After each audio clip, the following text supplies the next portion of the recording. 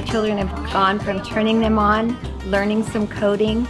We're practicing math, addition and subtraction facts. We're practicing just simple word reading.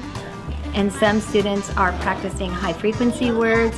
I find that when I am creative and I think about it, I can find a way to use Ozobot in different lessons and in different subject areas. I never have a problem with filling up the Ozobot time because the students are always ready to do more with it. Share with a partner because we're running a little low. We started with the colors on paper. Then we moved into the coding and doing Ozobot Blockly on the computer. Then we started using it in math. So we started doing shapes, we were doing fractions, and different math concepts with that. And what I really like about Ozobot is the problem solving.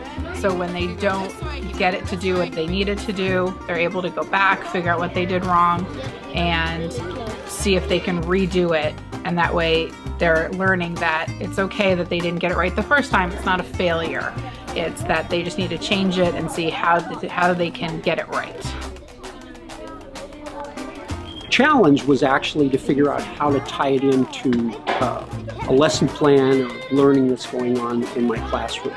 They got a basic idea of how to take almost like a storytelling situation and let the robots do kind of the storytelling. So I've actually introduced the Ozobots to many of the kids that are taking the robots as their first initial kind of experience, and coming out the other end with a much better understanding of, how robots work